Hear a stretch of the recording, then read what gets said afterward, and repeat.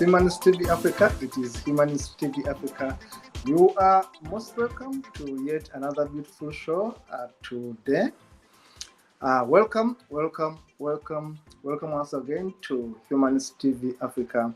And today we are going to be handling a very, very sensitive issue, very pertinent to all of us, human rights situation in Africa. And the program is called Human Rights Watch with your host, Kato Mukasa, based here in Newcastle, United Kingdom, and of course with the team of many able panelists across Africa. We are going to be having Ghana, Nigeria, Botswana, Zambia, Zimbabwe, Sierra Leone, and many others on board. Please remember to subscribe on our YouTube channel and Facebook channel. Our page is Humanist TV Africa. Remember to subscribe so that you can be able to watch all our shows. We have lots of shows on Humanist TV Africa, and if you dare to go there, trust me, you're going to find there very pertinent, very important, very, very relevant shows that you are going to enjoy with your children, with your family, with your loved ones, with your wife, your husband, your relatives. This is the TV where you can simply have it better for you, because we are simply discussing things to do with humanity and making it better. As you can see, our motto is reaching out to humanity. This is Kato Mukasa, and of course in the studio is Dennis Bongole, based in Uganda, and Kabeko Brian, who is based in Kenya, to make sure that you get the photo, you get me, you get the videos, you get everything we're going to showcase today. The show is called Human Rights Watch, a case for Africa. A case for Africa. Tonight we are handling a case for Africa. Now we are going to be discussing issues to do with human rights, and of course, as a Ugandan, I look at Uganda as fast, because in Uganda, as you may know or you know, we have a dictatorship which has been ongoing for the last 37 years, and this dictatorship is going to make it to 40 years. You can imagine living in a country where elections are sham. Every election becomes an election to fight back, where every election is stolen and the people don't get who they deserve to lead them. That is Uganda for you, a country where people are arrested because they are supporting different candidates, and arrested and tortured and disappeared and killed. A country where people are shot on the streets, 100 people shot on the streets on the 18th day and 19th day of November 2021. Over 100 people shot on the streets by the police that's supposed to keep them.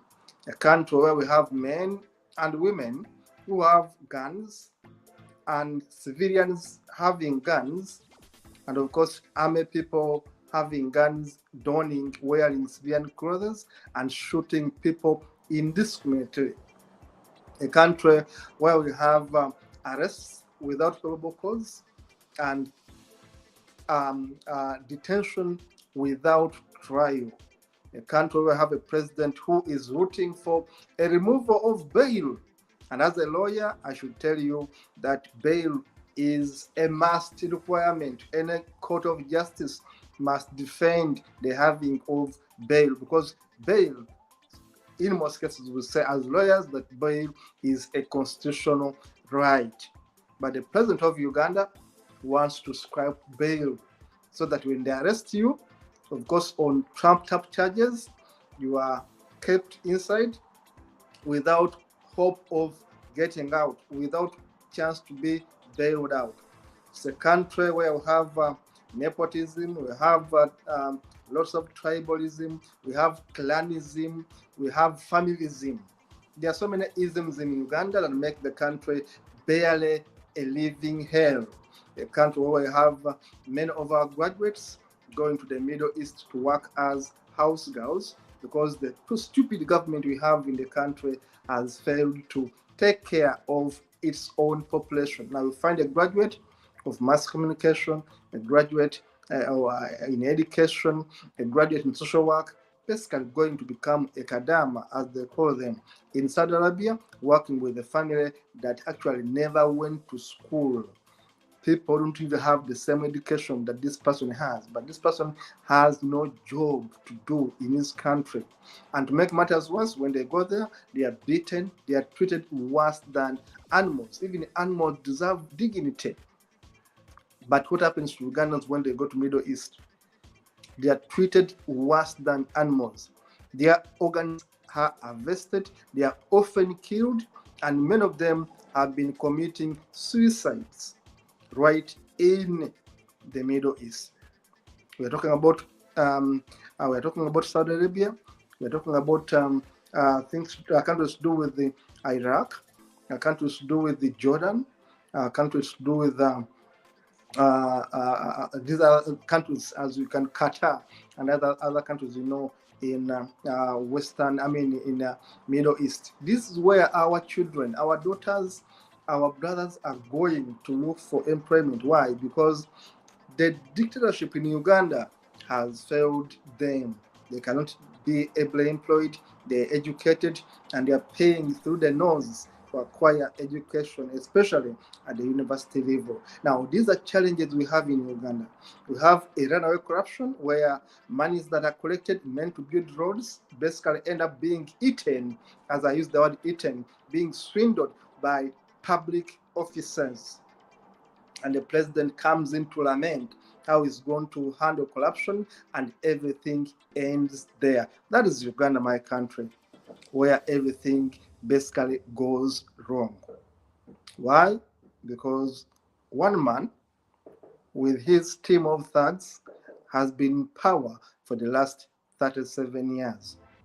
There is no choice. You go to vote, and automatically he must win, because he owns the systems. He owns the electoral commission. He owns the judiciary. I'm a lawyer. I tell you what is true in Uganda. He appoints the commissioners that actually manage elections and intimidates everyone during election campaigns, including arresting his own opponents. Those who oppose him must be arrested and end up in jail. That's the man we're talking about, none other than dictator Yoweri Kaguta Museveni, who sadly is being sponsored by Western governments. These governments know themselves, including the American government, that support dictatorship in Uganda, and many other Western governments continue to support dictatorship in Uganda by bankrolling Yoweri Kaguta Museveni to continue stealing from us, to continue giving away our minerals, giving away our land, and everything that belongs to the people of Uganda. We are talking about Uganda, where the Chinese companies are taking over. They are owning big chunks of land, where companies own rights to our minerals, where companies own rights to our oil, where people are being evicted from their own lands because they are set on oils, because their poor houses basically happen to be in oil zones. Uganda is a country with lots of wealth, mineral wealth, oil, gold, name them, diamonds, everything we have in Uganda, and in printing. fertile soils which can produce food is there in Uganda, a perfect environment which can give you food 24/7, 12 months a year. We have the perfect soils, the perfect environment. But who owns our economy? Our economy is being owned by investors, which we call foreign investors. Our banks, 90% of our banks are owned by foreigners. And these foreigners basically repatriate profits they get from our own people.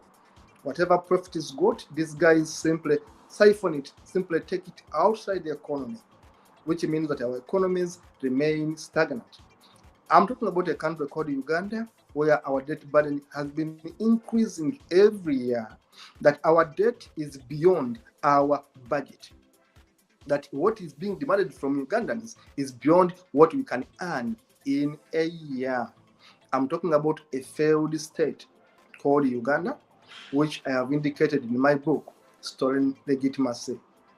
In that book, I explained to you how Uganda turned from a banana republic into a failed state, where one man has personalized everything in Uganda, where people rot in jails, where people are shot on the streets of Kampala, where people rot in unknown so-called safe houses. That is Uganda I'm talking about, a country that has been messed up by dictator Yoweri Museveni, and of course is planning to give us his own son to take over when he is maybe dead. Now that is the country where one man rules for 37 years, and in the entire world basically keeps quiet because of the so-called elections, which are always stolen. That's why in that book, thank you, Dennis, I call that book, the title is Stolen Legitimacy. You can find that book on Amazon and read. I detail the killings which Museveni's government have done. I detailed the robbery which Museveni's government has done, and I detail how foreign powers have supported Museveni to continue killing Ugandans and continue stealing from us. Now, that is the case of human rights violations in Uganda, which some of us have broadly come out to condemn. I'm talking about a government where writing becomes a problem, that writers have been arrested, some have been shot dead, others, like Kakwenza, have been brutally beaten, that they have to run away into exile so that they can be able to survive. Because writing as a critical thinker in Uganda is a crime. You can't imagine that in Uganda, you cannot actually have a meeting of 30 people and you talk about politics. Basically, you must get the clearance of government of Uganda, which is the police. And when I was in Uganda, I was part of the leadership of the People's Progressive Party, where I was, and I still say I am the legal director of that party. But that party had problems that organizing meetings, we always had to get clearance from police. Why should political parties be stopped from organizing? I was, and I am a founder member of that party. I'm a registered founder member of the political party called People's Progressive Party. We are represented in Parliament, and I am its legal director. But I can tell you that getting to the people to canvass for support, village to village, we had to get clearance from the dictatorship in Uganda. How do you expect my opponent to allow me to campaign freely? And the entire world keeps quiet. And then they say, we still need Museveni in leadership. I'll show newspapers where the government of US openly says we need Museveni in control. Why? Because Museveni is a proxy soldier for these countries, for these governments. Because Museveni fights wars for these countries. Because Museveni sends Ugandan men and women to fight stupid wars in the region, thanks to United States government and other forces, which always want to use our soldiers as human shield to advance their interests. That's the news where America says we still need Museveni, says America. That is the news. That is a Ugandan newspaper. And actually, it's a Ugandan government newspaper.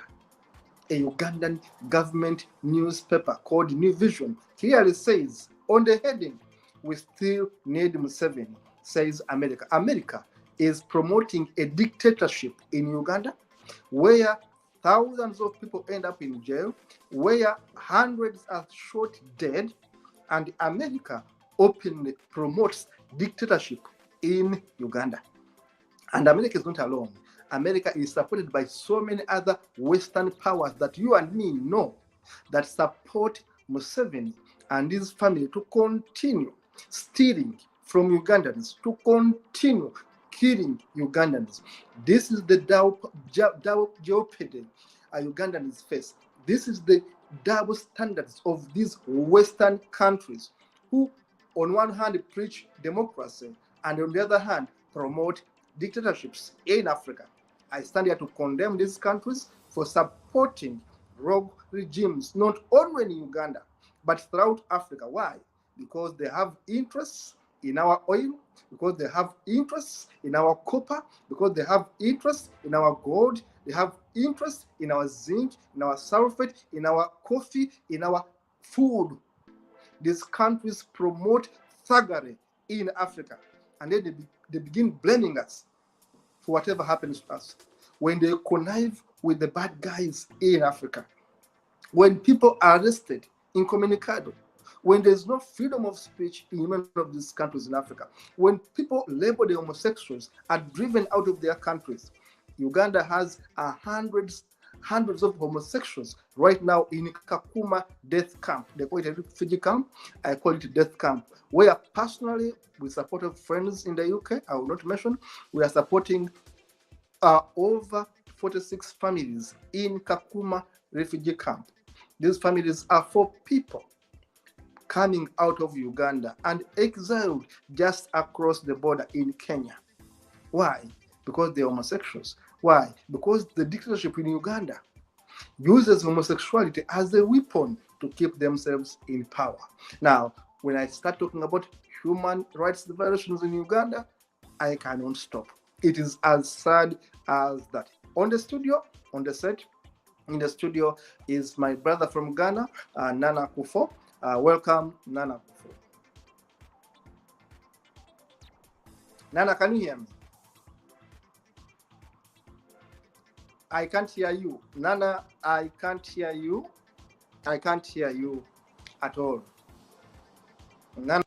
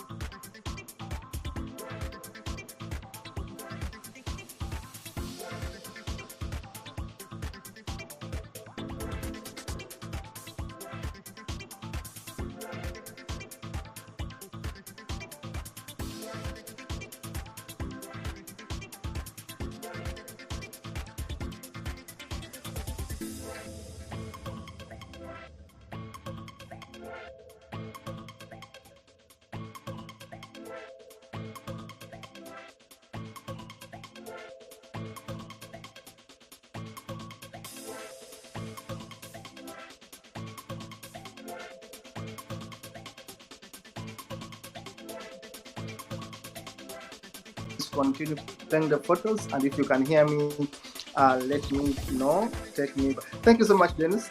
Dennis is a producer based in Uganda, and this is Humanist TV Africa. We are talking about human rights in Africa. We are talking about human rights in Africa, and I have been saying that, trust me, the violations of human rights in Africa are worsened because Western imperialism supports it, because Eastern imperialism supports it. And I've been saying, and I'm going to repeat in unequivocal terms, that Western governments and Eastern governments support dictators in Uganda, and they do so because of their veiled interests. They support the opposition and at the same time support those in government because they want to be ready. Whoever comes in must be able to support their own agenda in Africa.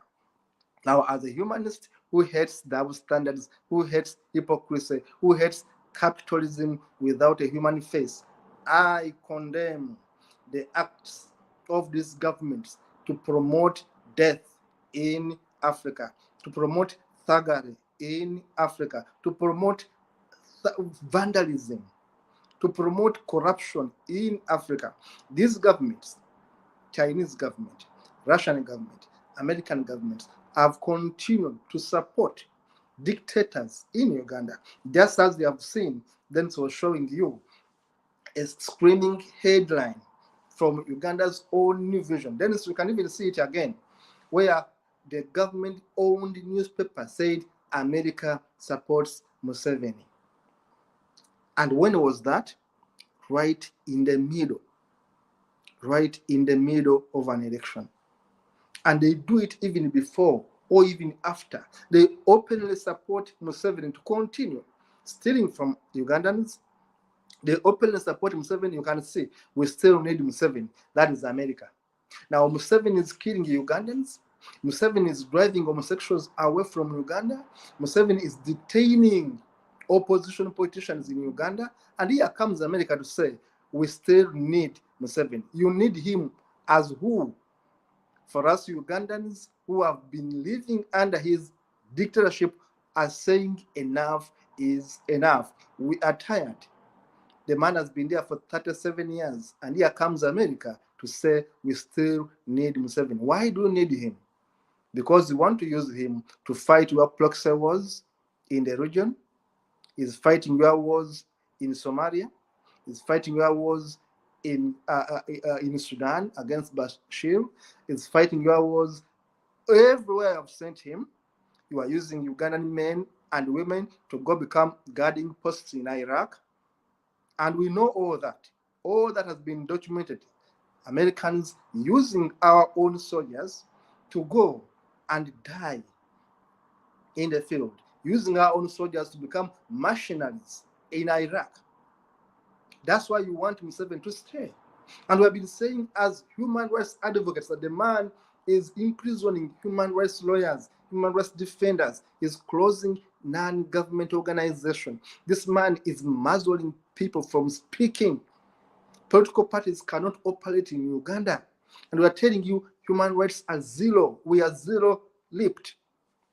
We are closed. You cannot speak. When you speak, you end up in jail. That is Uganda. Critical writers are driven under. Critics are driven under. You are either bribed or shot dead. Law firms are compromised. I'm a lawyer. I'm telling you out of practice. I'm telling you out of experience that Uganda is a dead country, is a failed state. Cuts of leadership. Leadership is bad. It's a beautiful country, beautiful weather, so rich with minerals, but so poor a people. That is Uganda. Why? Because dictatorships are being sponsored by Western imperialism.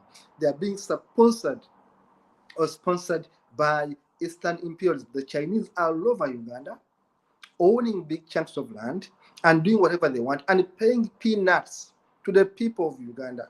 Why? In Uganda, we don't have a minimum wage. Anyone can pay you whatever they want. Why is it that way?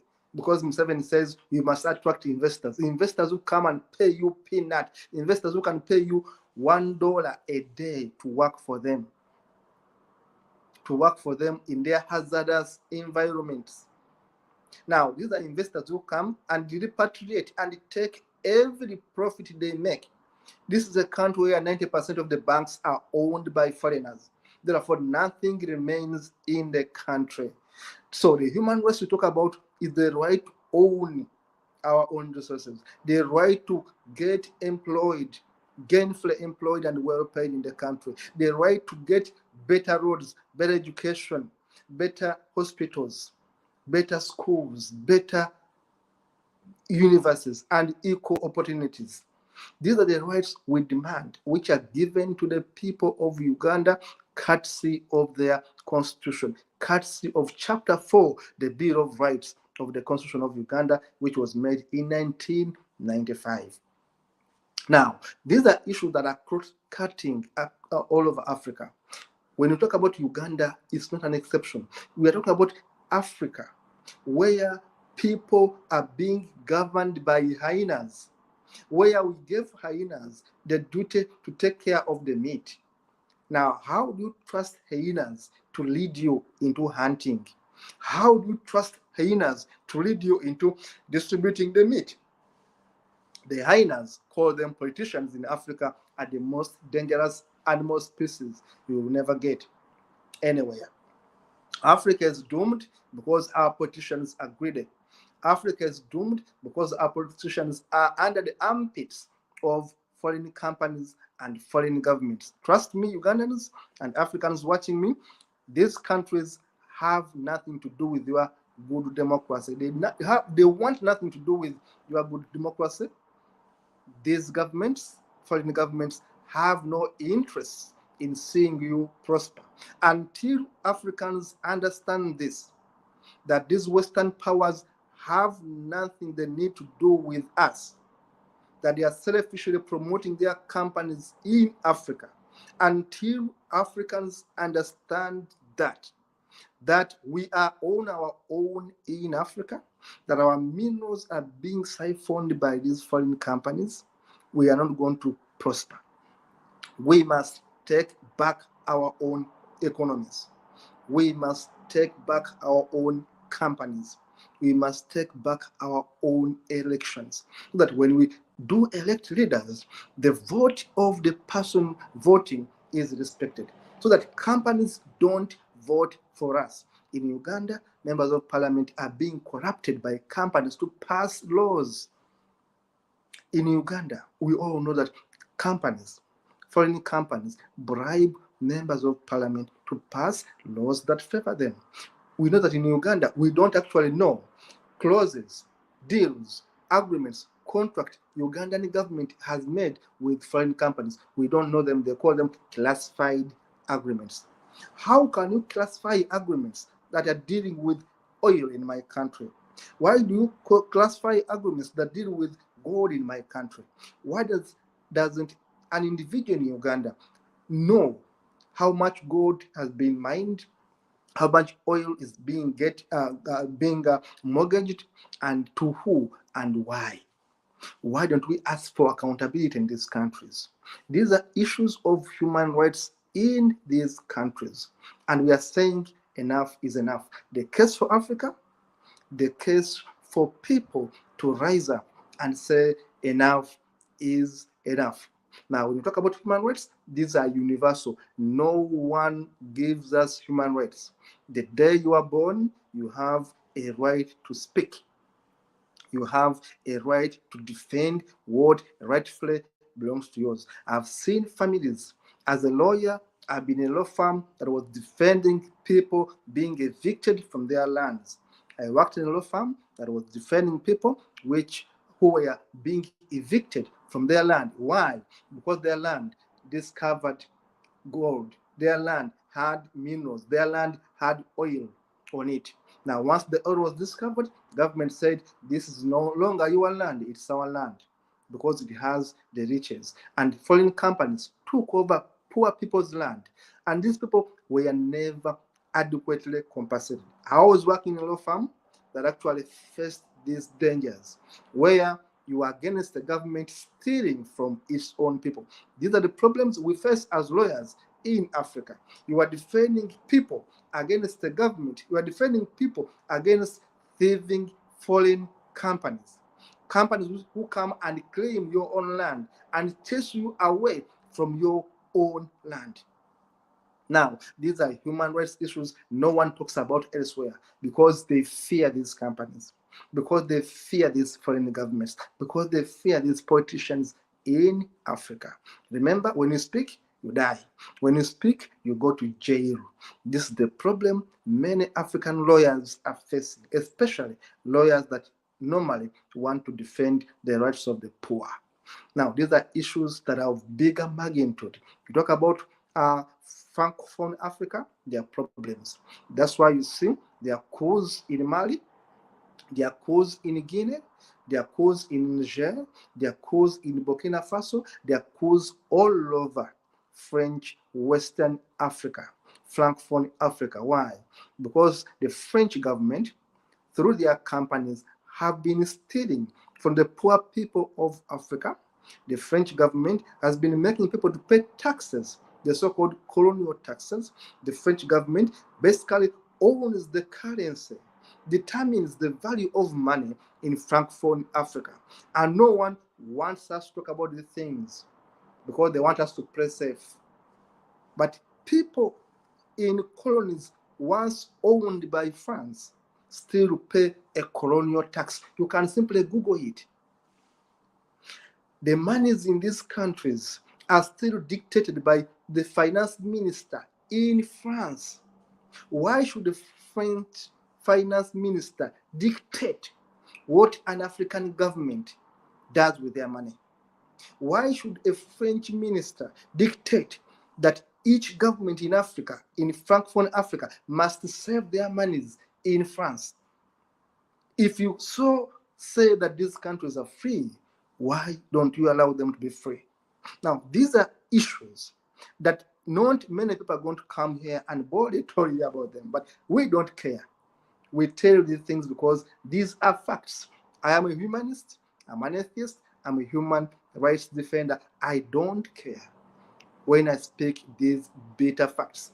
This is Human Street TV Africa, where we speak the bitter truth that hurts you, but it is the truth that is going to liberate you, you and me.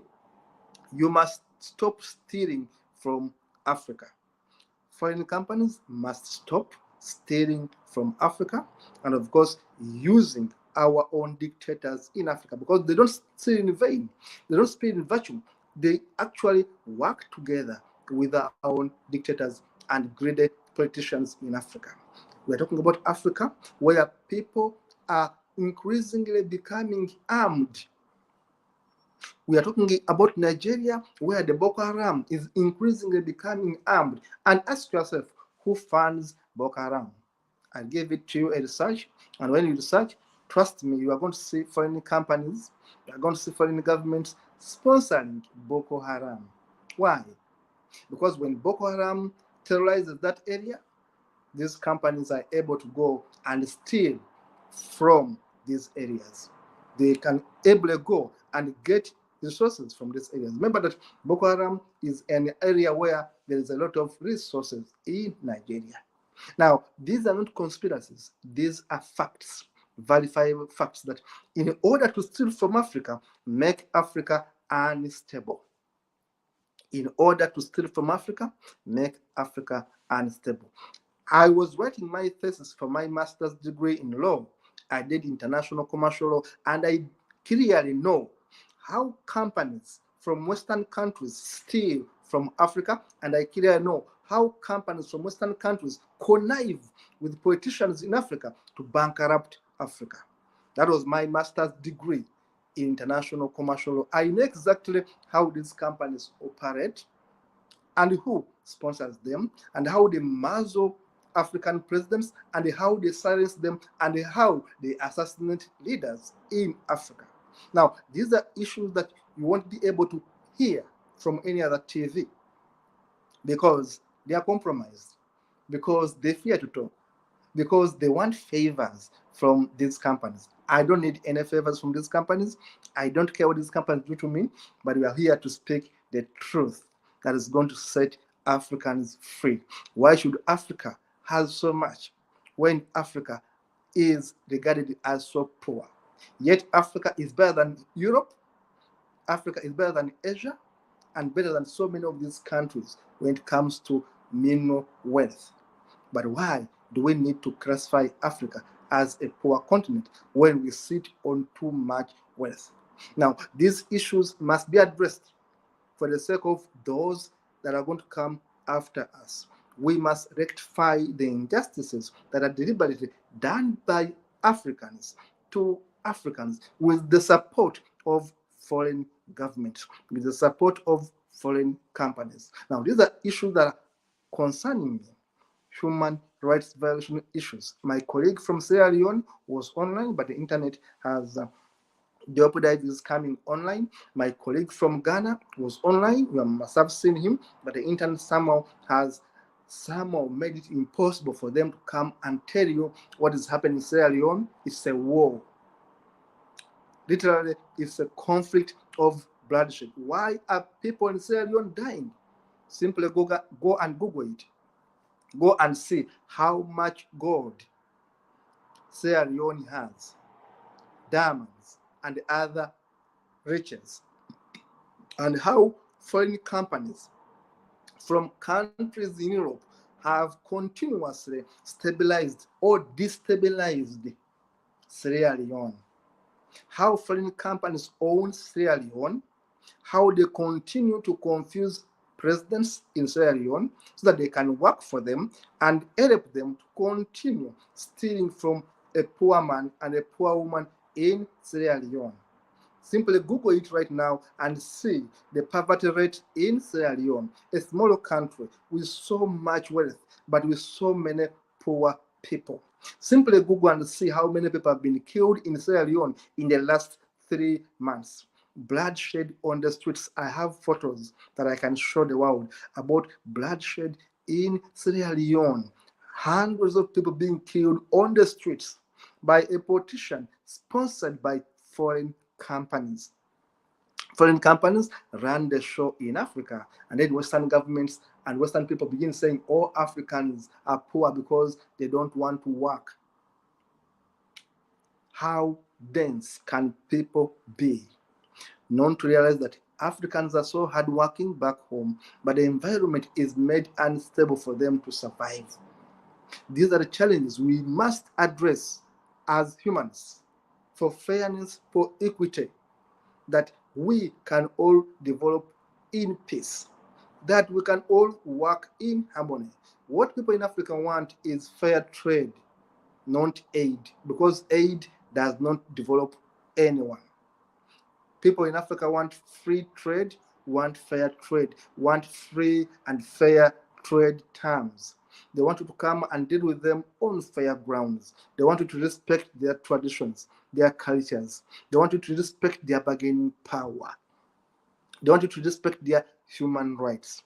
They don't want you to backstab them. These are things that Africans want. They are so welcoming, they are willing to work with everyone, but they want fair play, which at the moment is absent in Africa. Look at Ghana, what's happening there? A very rich country with so many poor people. Why is Ghana poor? In other words, why are people in Ghana poor when Ghana is sitting on wealth? One of the richest countries in the world is Ghana. But look at Ghana and ask yourself who pulls the strings in Ghana's economy. Look at Nigeria, one of the wealthiest countries in the world with over 200 million people, but too rich. If Ghana and Nigeria were managing their resources so well, everyone would have been so well off in those countries. And by extension, the entire Africa. If our resources were being managed so well, if we had accountable leaders, if we didn't have these hyenas from Western countries, from China, from Russia, these hyenas coming to steal from us, Africa would have been a better economy. Today, Africa is crippled because these Western companies have interest and because these Western companies control our parliaments, control our presidents, control our ministers. Why? Because our leaders are corrupt to the marrow, are inherently corrupt.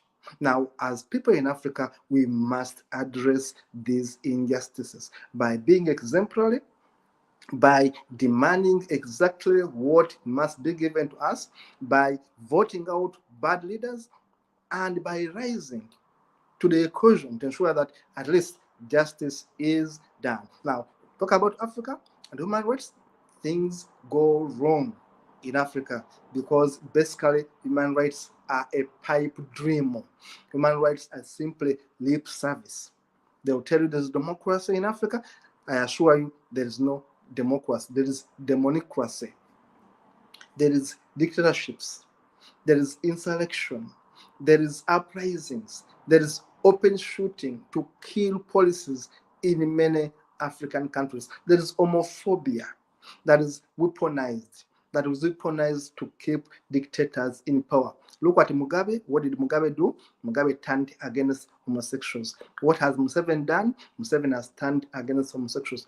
And by extension, you look at Sudan, you look at Somalia, you look at all these countries. They are always looking for the weaker people to blame. Look at Kenya, where we have a pastor for president.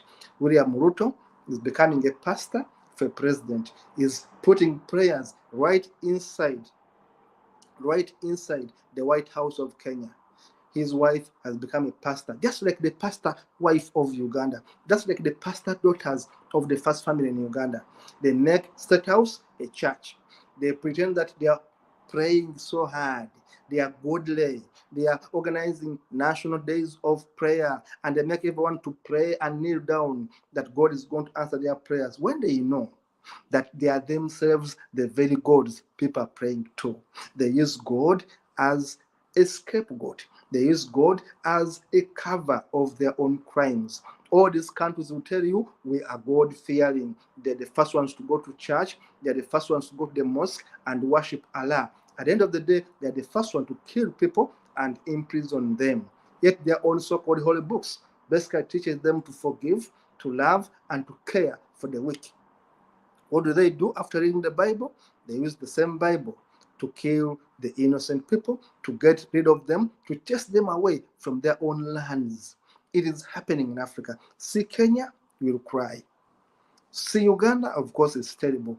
The same case to Mali, the same case to Burkina Faso. These countries are poorly managed by dictators. That's why you see that a new crop of people below 30, leaders below 40 are taking over these countries. Why? They need a paradigm shift in the way things are done in Africa. Human rights violations are quite many in Africa. I cannot finish them. But the bottom line is that we have a fake leadership in Africa. Our leadership has been pocketed, has been put in the armpit of Western governments. Our leadership has been put in the armpit of Western companies. Companies run the show in Africa, not homegrown companies. Foreign companies run the show in Africa. And now these things must change for the betterment of Africans, for the peace and love and going forward. I beg these companies to develop a human face. We are not against capitalism if it works for everyone. We want capitalism to think about the poor, to think about the environment. Why do you destroy our lakes and rivers? Why do you pollute our environment? Why do you destroy our ozone layer? Because you want to put on your factories, make products, and take them elsewhere. Now, we are saying that these are environmental questions and these are human rights concerns, and we pray legally that you change the way you conduct business in Africa. Dennis, I want to request you to play once again the images of human rights violations in Africa, and I'm insisting that the government is the number one violator of human rights in Africa. Let us look at these photos, Dennis. Look at that school in Uganda. That is a school. That is a classroom. Look at that classroom. It has rained. It's mud and water. And this is a school in Uganda. It has rained. Look at how people are swimming in class. Yet, where they are, there is gold. Yet where they are, there is copper. Yet where they are diamonds. But look at the class. People cannot even think of constructing a fair class for the children in Uganda. But they don't want us to talk about it. Now look at that photo. Today, it happened today in Uganda. The offices of the leading political party in Uganda, called the National Unity Platform, were invaded by soldiers thanks to the president. Now, the office of the leading political party is under arrest. The office is under arrest. No one enters, no one goes out. That is Uganda.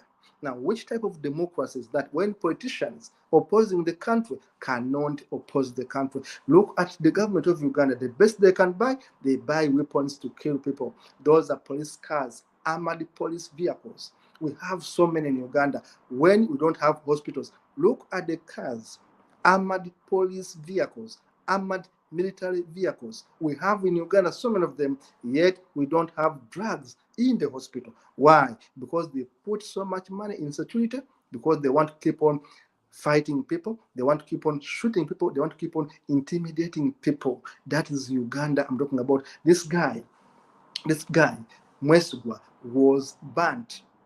This guy, he is with the opposition leader, Chagulanyi Sentamu, and this guy was belonging to that political party. We just saw the audio office have been called off right today, and this guy was taken to CMI, to a so-called safe house, and was tortured and burnt using a flat iron. And who was burning him? Government agents. Government agents go take political activists, kill them, burn them, torture them, stab them. Just like you can see, the police in Uganda is the worst violator of human rights. You can Google it right now and see. Ask Google who are the leading human rights violators in Uganda. Number one is going to be the police of Uganda. Look at the way they treat people. Because when you speak these things, people say we are telling lies. I'm bringing you evidence to show you how Ugandan police basically treats people. Now, that is Ugandan police. They have cordoned off the entire street. They beat people. They shoot people with live bullets. That is Bobby Wine in picture number 3 down there, campaigning. But the police cannot allow him to go and campaign. Now, the opposition leader in Uganda cannot be allowed to go and campaign. Which type of democracy is this? And America comes out and says, we still need Museveni. Now, America has connived with bad regimes in Uganda. Look at how politicians are treated.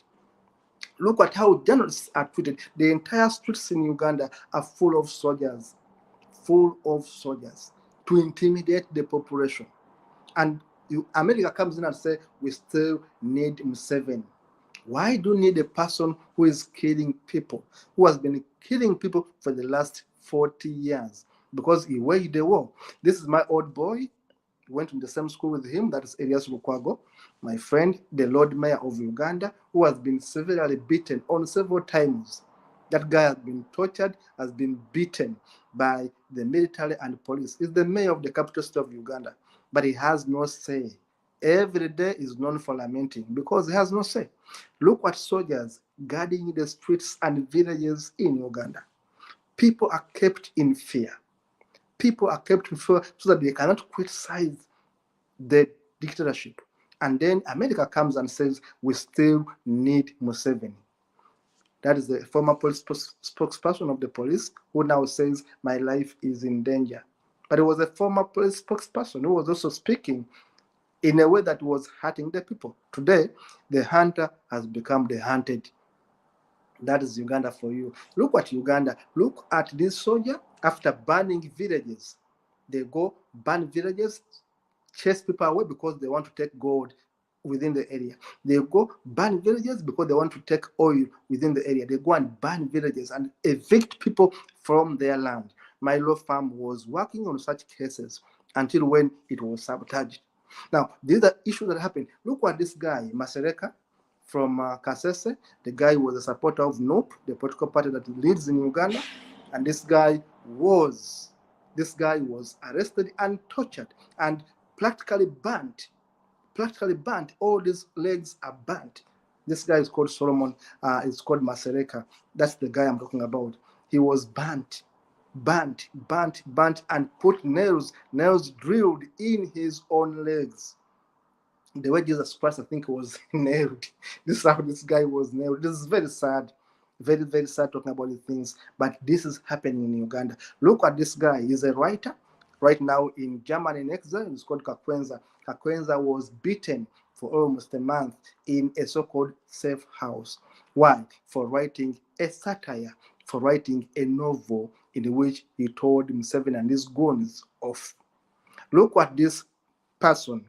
This person was attacked and nails removed for opposing the government.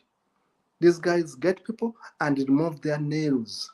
They move your fingernails, you know. The torture in these safe houses is quite much.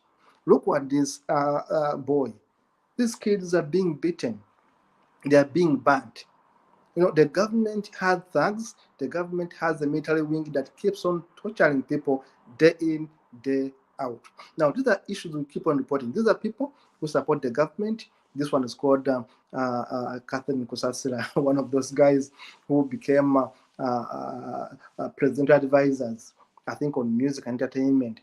She was showing off money because once you support the government, you are given money, you become rich. You become rich. Now, this is the corruption we talk about. Now, look at this politician who is also a man of God, James Sebagala, Bishop of Mukono Diocese, said that pregnant and breastfeeding girls should not come to our schools. Let them sort out their issues at home. We cannot allow such immoral behaviors. Now, you can imagine this man, who is the bishop, doesn't want pregnant girls to continue with their education. But this man keeps quiet when Museveni kills people. Now, between killing people and having pregnant girls go to school, what is the lesser evil? But this man says he's the custodian of morality in Uganda. That's how duplicity these people are. Look at this politician. Look at this guy. Look at the way he is being treated in Uganda. That's how they treat people. Look at this guy. What is he doing there? His motorcycle has run short of fuel because fuel in Uganda is quite expensive compared to the economy. Guys must survive. See, anger as cabinet endorses bail reforms. That's how Museveni has been muzzling the judiciary in Uganda. As a lawyer, I tell you that the legal system is under the armpit of dictator Museveni in Uganda. Here you can see in that photo, you can see a militia dressed in civilian clothes roaming the streets of Kampala and shooting people later on. You can imagine people not wearing uniform, not being identified, but moving in the city with guns. So the state becomes unruly. It becomes stateless. It becomes a failed state. Look at these guys. Look at that man called Mondo, a so-called pastor, who is also a spokesperson of a wing in government. They are always training how to shoot people. They are training a militia how to shoot innocent people. They call it self-defense, but actually they are training people to shoot other people. Now, this is the country that I talk about in my book, Stolen Legitimacy, where I expose Museveni and his thuggery in Uganda. Dennis, thank you so much for this wonderful show. Thank you so much for showcasing what's happening in Uganda, what's happening in Africa. I'm very sorry we couldn't get our friends from Sierra Leone, we couldn't get our friends from Ghana, from Nigeria because of internet. I was able to do this show alone regardless of the challenges, and I promise you we shall continue bringing to you the best we can. Please subscribe to our YouTube channel, our Facebook page, Humanist TV Africa, and see more of these honest, brutal facts from Africa. See you when I see you. Keep well, keep better, and keep it positive. See you next time.